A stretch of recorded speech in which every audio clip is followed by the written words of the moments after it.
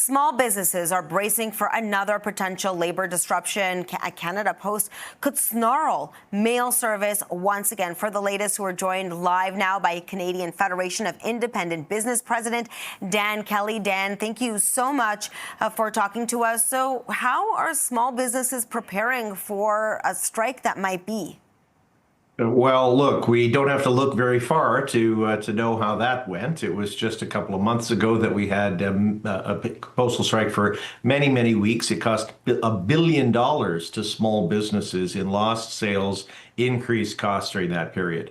Many are right now diverting away from Canada Post. Certainly, for a lot of small businesses, they pay each other through paper invoices in the mail and a paper check back. And so our advice to them is to stop doing that, at least for the time being. Of course, retail shipments, looking at private sector alternatives. This is a little bit easier given that it isn't Christmas in the retail rush. But the state of affairs, the uncertainty in the economy with tariffs makes this a terrible time for a strike.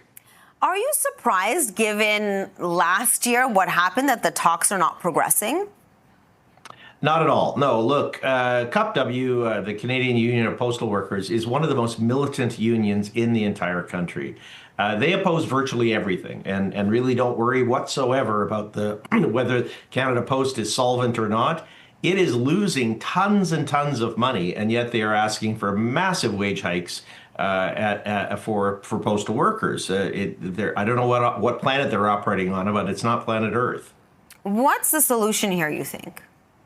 Well, there's a few things. Just yesterday, there was an industrial inquiry report that was ordered by government to study what needs to happen.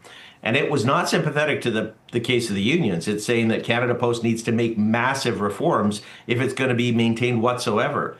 And look, we do need a Canada Post. It is an important service for businesses, for people.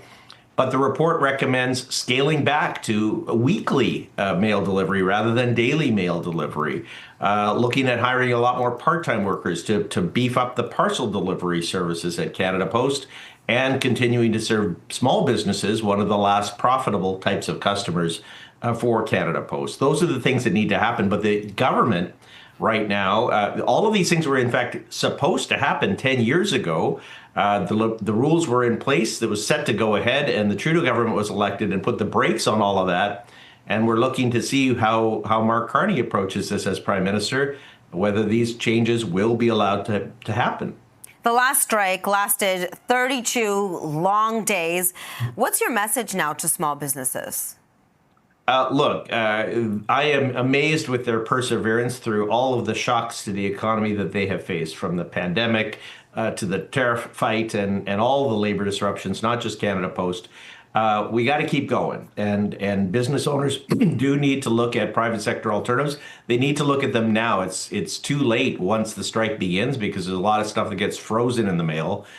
So hopefully businesses will be able to work on that. And we've got some advice on CFIB's website to help make that happen. Dan, thank you so much for this. Thank you for your time. Dan Kelly is the Canadian Federation of Independent Business President. Thank you.